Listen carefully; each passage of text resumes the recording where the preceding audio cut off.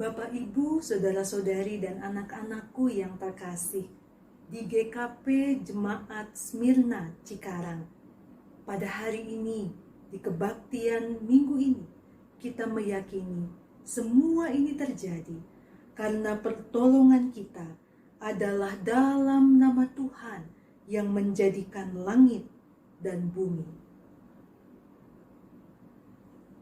Kasih karunia dan damai sejahtera dari Allah Bapa dan dari Tuhan kita Yesus Kristus menyertai saudara-saudara.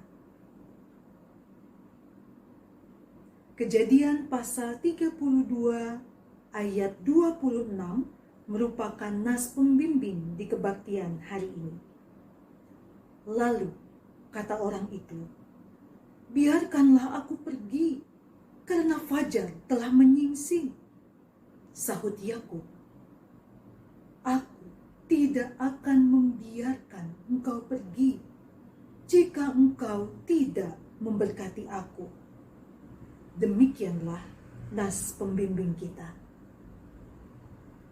Sekarang marilah kita datang mengaku dosa kita di hadirat Allah, dan kita akan mengakui secara pribadi dalam hati kita masing-masing.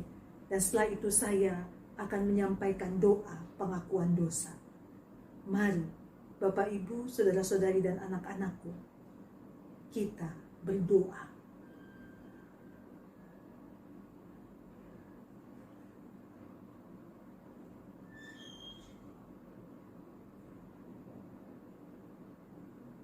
Ya Tuhan yang Maha Kuasa dan Maha Pengasih, kami merendahkan diri di hadapan-Mu dan mengaku bahwa kami adalah orang-orang berdosa.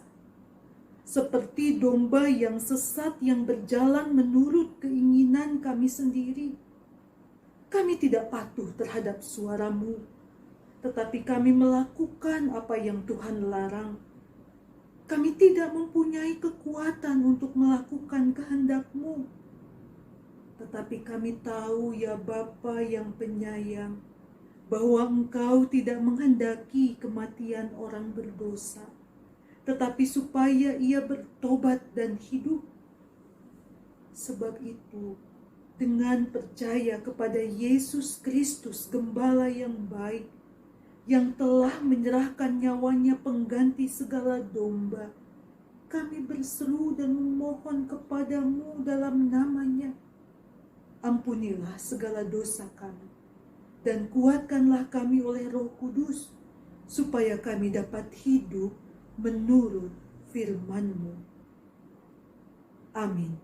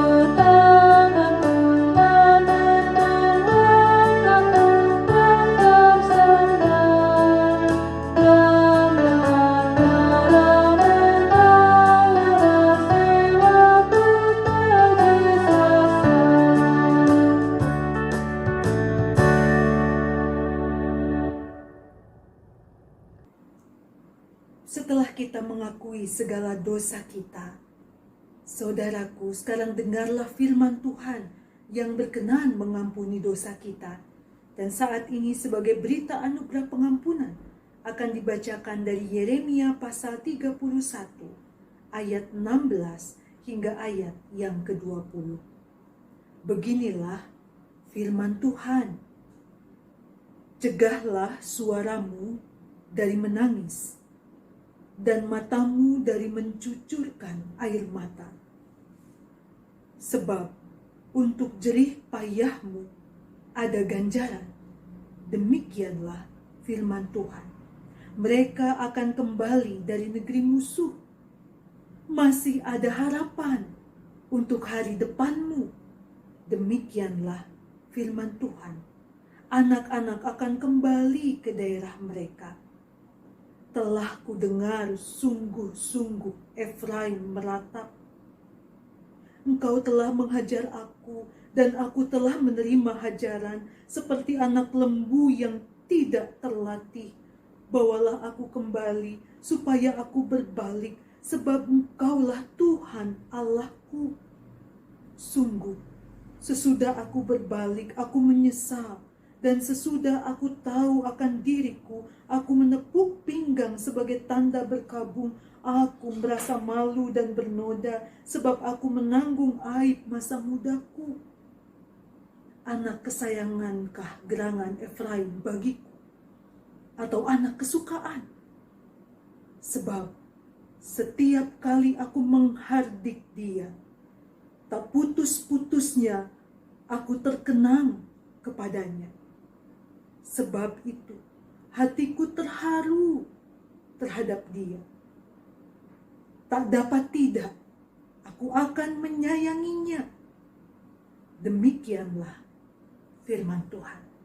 Maka saudaraku, dalam nama Allah Bapa dan Anak dan Roh Kudus, kami beritakan kepada saudara-saudara yang telah dengan tulus ikhlas mengaku dosa di hadirat Allah, bahwa pengampunan dosa berlaku atas saudara sekalian. Allah mengampuni dosa saudara. Amin.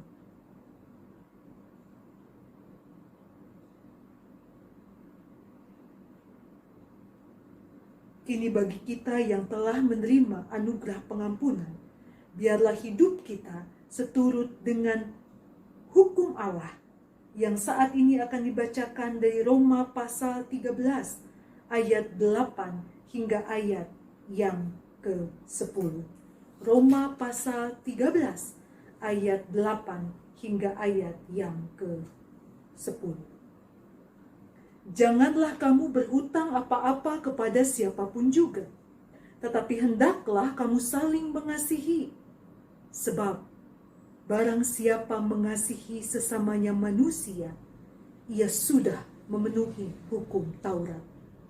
Karena firman jangan berzina, jangan membunuh, jangan mencuri, jangan mengingini, dan firman lain manapun juga sudah tersimpul dalam firman ini, yaitu kasihilah sesamamu manusia seperti dirimu sendiri. Kasih tidak berbuat jahat terhadap sesama manusia. Karena itu kasih adalah kegenapan hukum Taurat.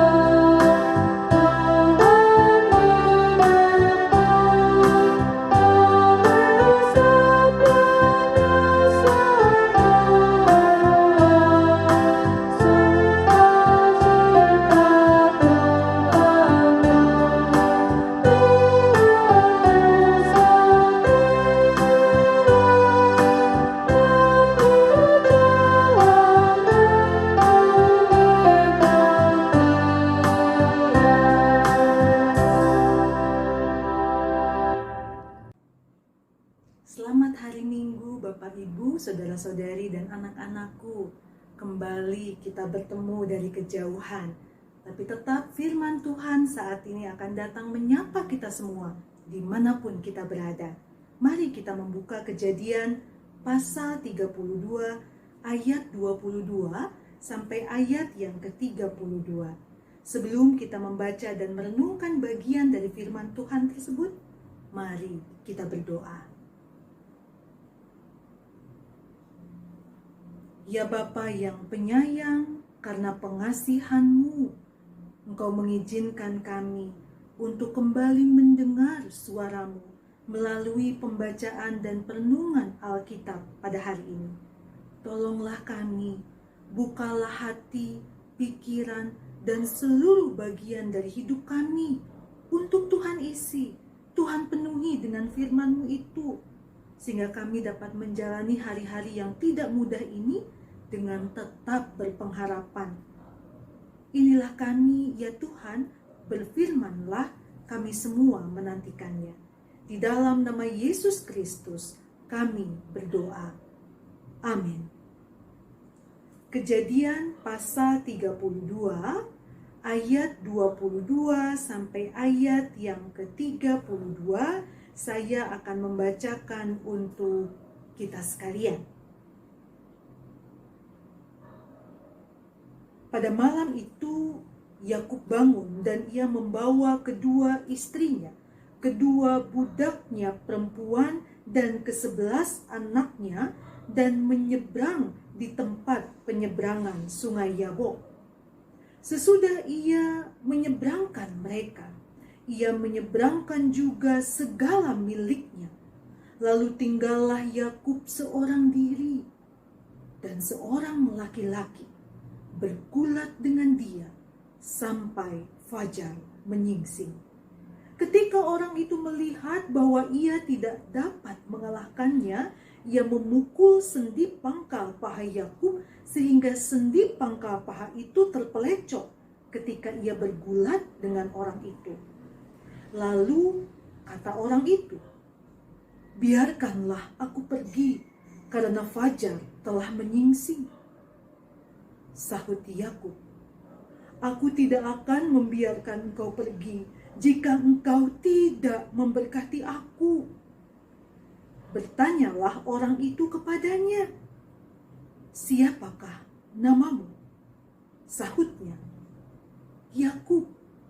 Lalu kata orang itu, namamu tidak akan disebut lagi Yakub, tetapi Israel, sebab engkau telah bergumul melawan Allah dan manusia, dan engkau menang.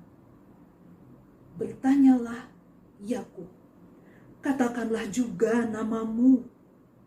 Tetapi sahutnya, mengapa engkau menanyakan namaku? Lalu diberkatinyalah Yakub. Dari situ, Yakub menamai tempat itu Peniel, sebab katanya, aku telah melihat Allah berhadapan muka, tetapi nyawaku tertolong. Lalu tampaklah kepadanya matahari terbit ketika ia telah melewati Peniel, dan Yakub pincang karena pangkal pahanya. Itulah sebabnya sampai sekarang orang Israel tidak memakan daging yang menutupi sendi pangkal paha, karena dia telah memukul sendi pangkal paha Yakub pada otot pangkal pahanya. Demikian pembacaan firman Tuhan. Tentu yang berbahagia adalah kita yang bukan hanya membaca atau mendengar saja, tetapi juga yang melakukan dalam kehidupan kita setiap hari. Haleluya.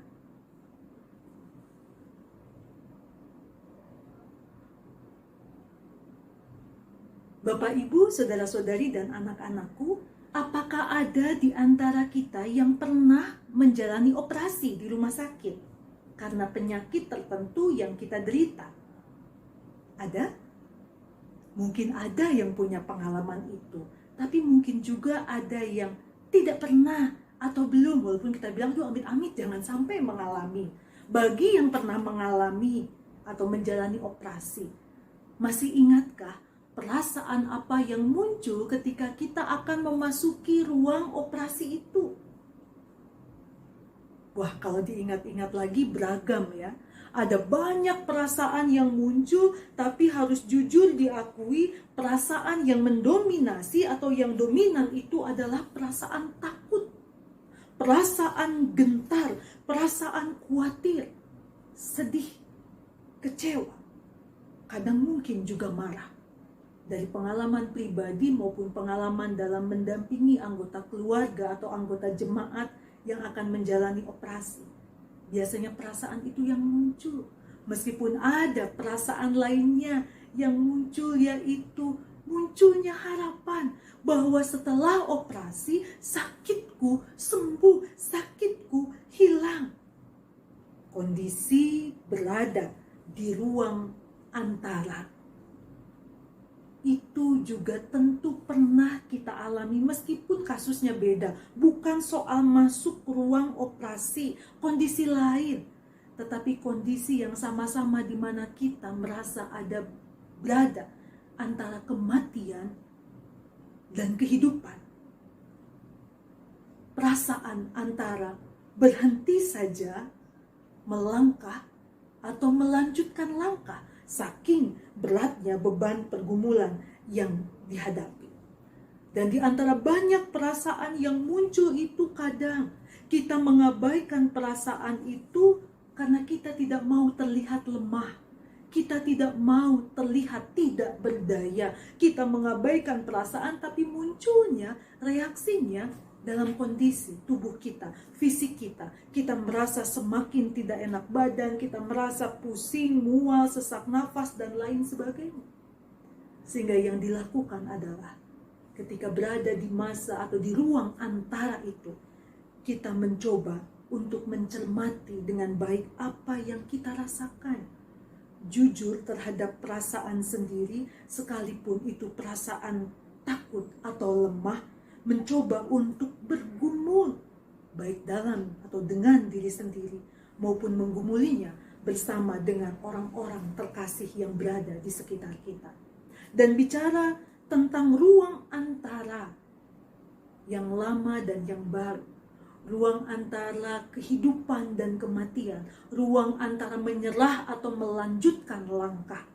Itu juga yang dialami oleh tokoh dalam pembacaan Alkitab kita hari ini. Kisah tentang Yakub, siapa yang tidak hafal kisahnya, tentang masa kecilnya, hubungan persaudaraannya dengan Esau, hubungan cintanya, hubungan dengan pamannya. Ada banyak sekali hal yang bisa kita angkat dari kisah Yakub dalam kehidupannya. Tetapi secara khusus saat ini kita akan melihat bagaimana Yakub berada di antara masa lalu dan masa depan.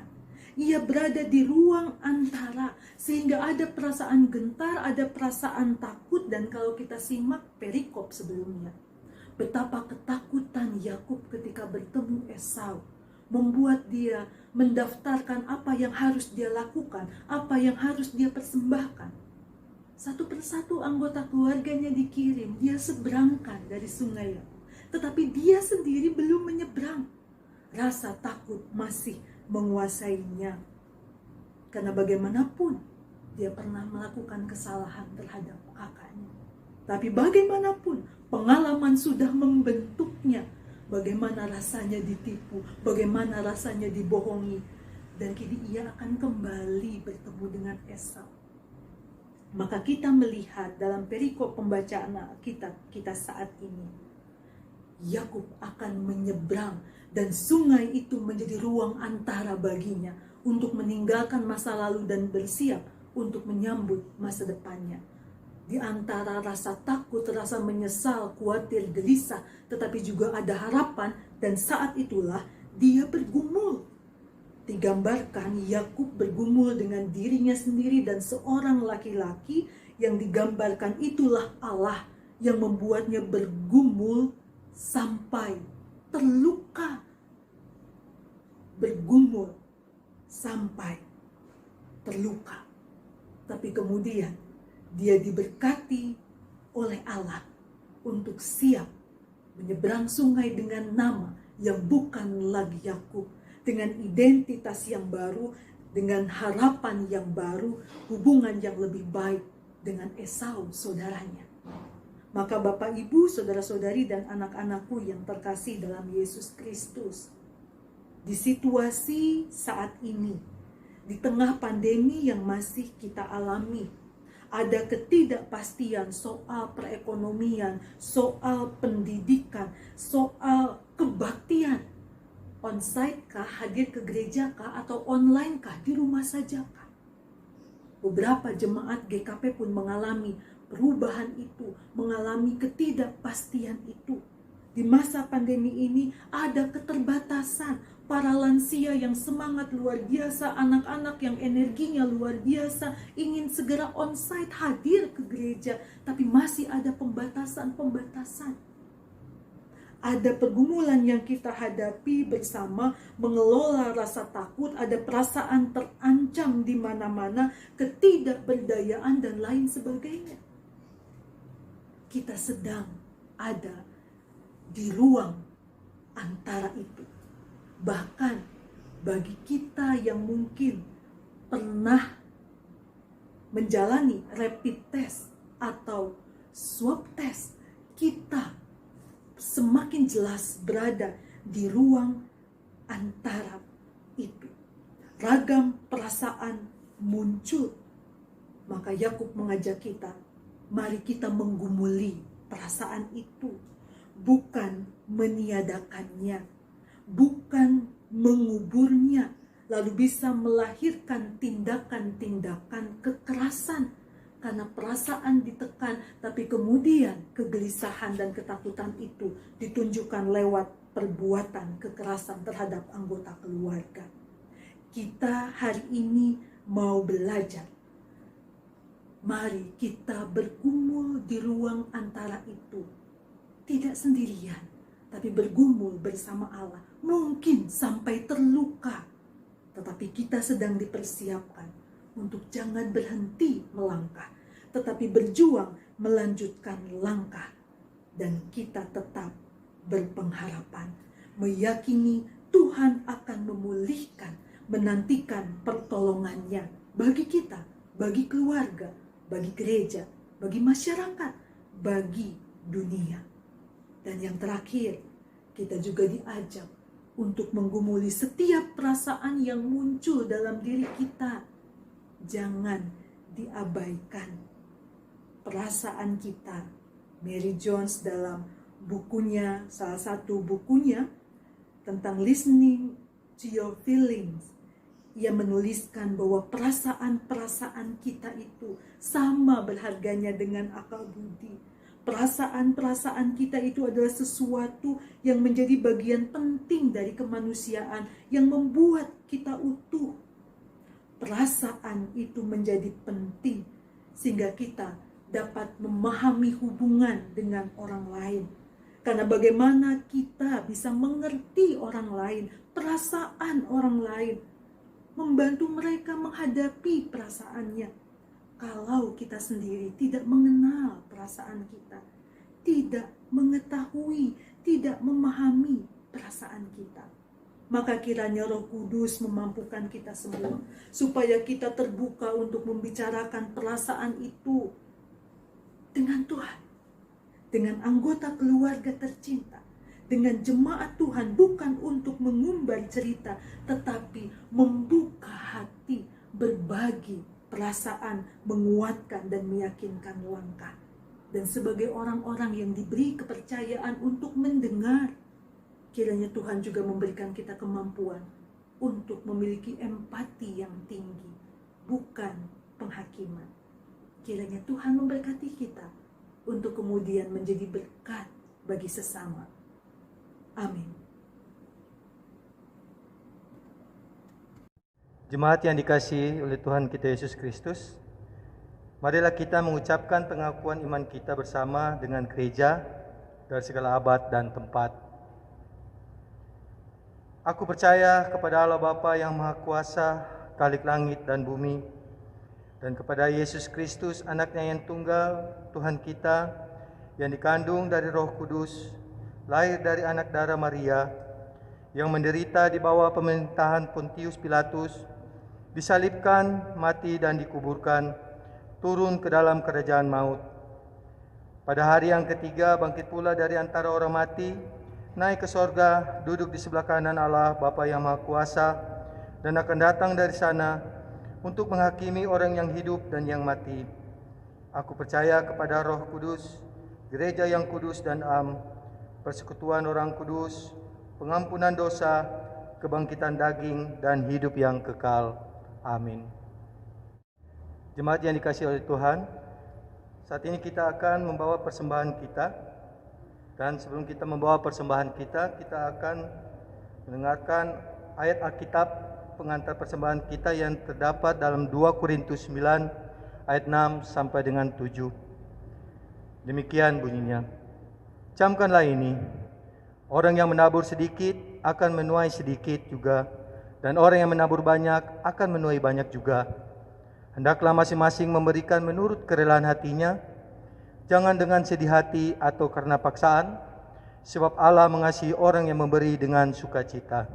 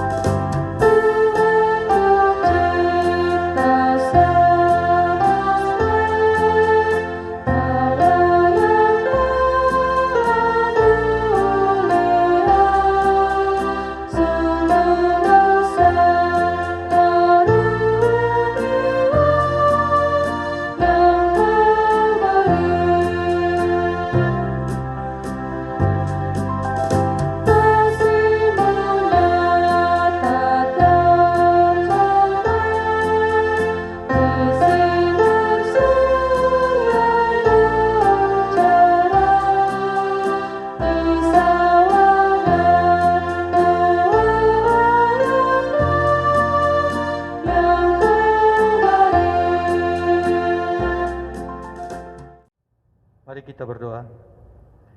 Bapa kami yang dalam surga, kami mengucap syukur Tuhan Tak henti-hentinya kami berterima kasih atas anugerah kebaikan-Mu dalam kehidupan kami sepanjang hari.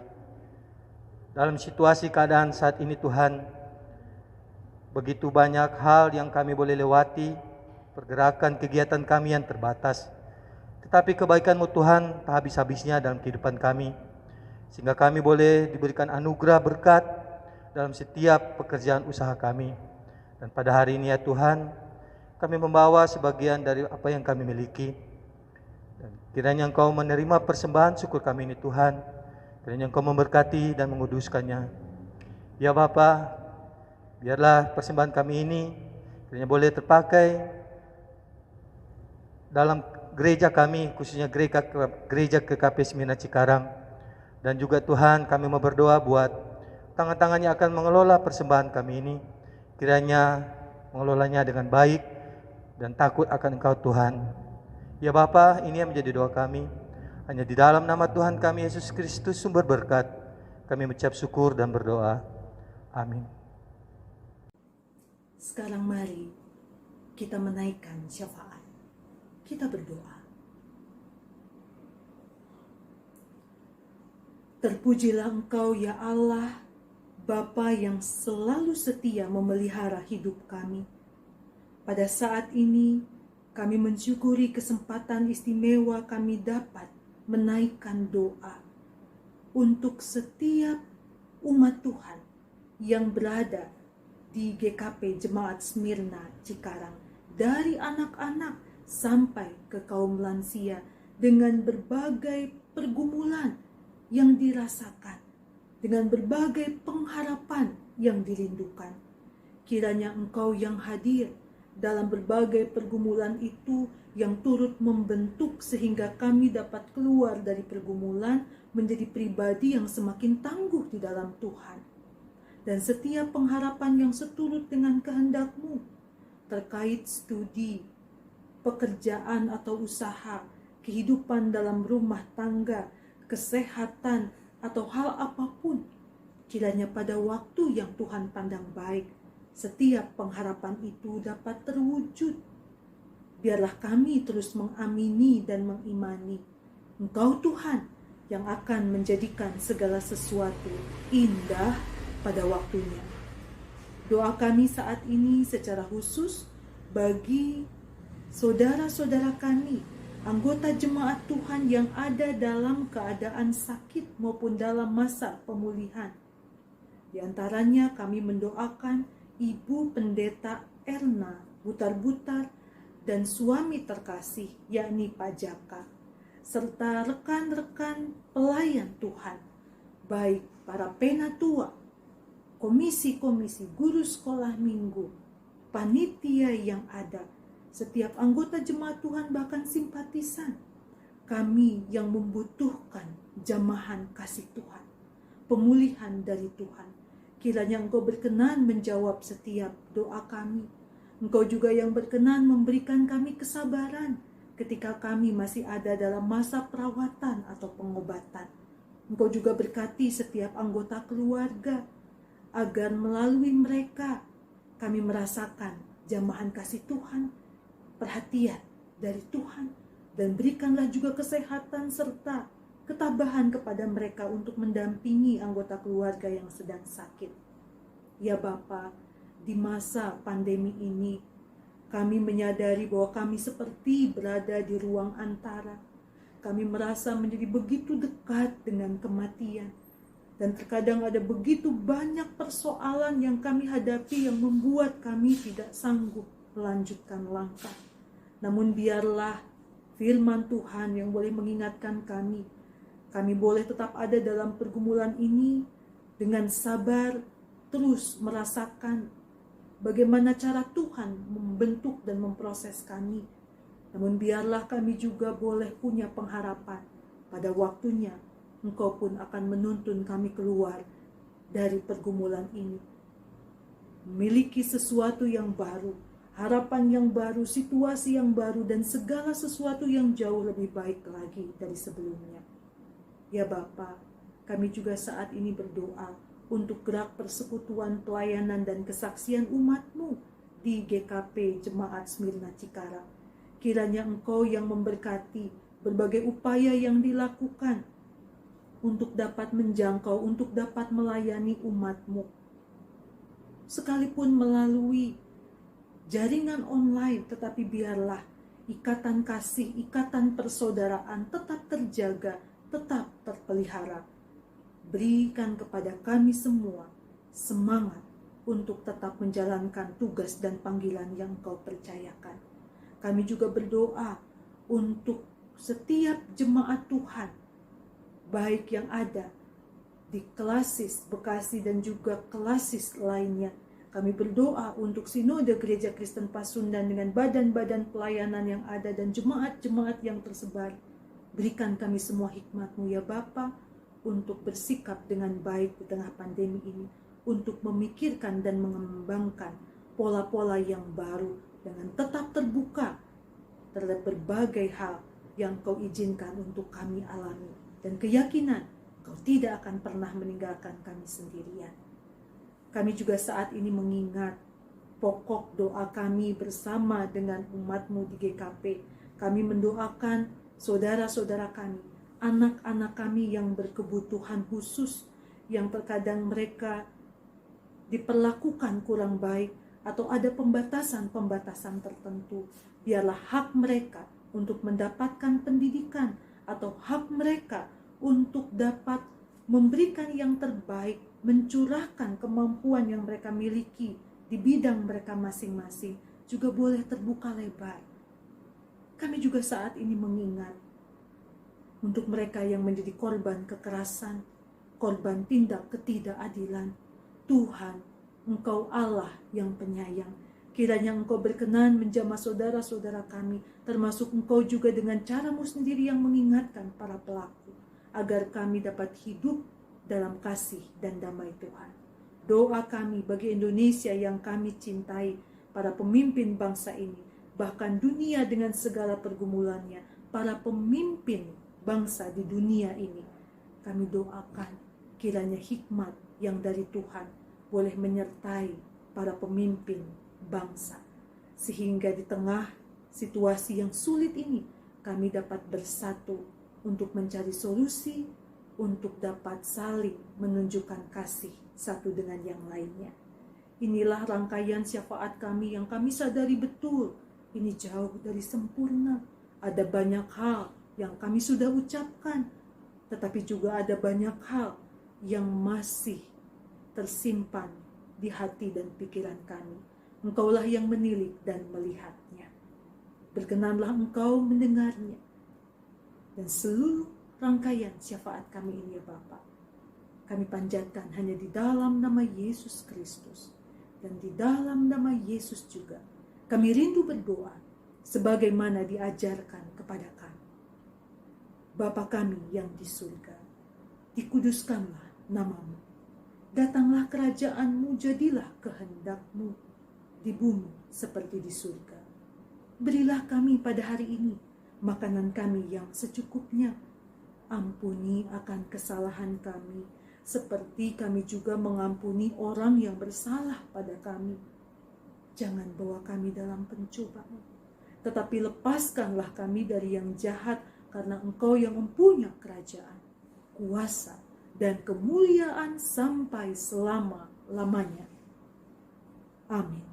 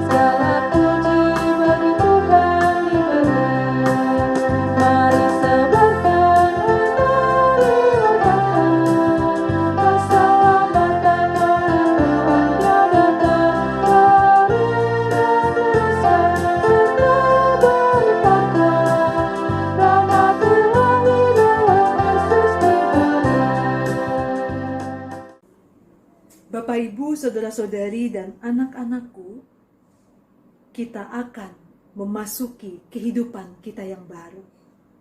Maka biarlah firman Tuhan yang telah kita dengar memampukan kita untuk melanjutkan langkah dan terus berjuang untuk menjadi berkat dengan keyakinan kita adalah orang-orang yang sudah diberkatinya. Tidak mudah memang, kini terimalah berkat Tuhan.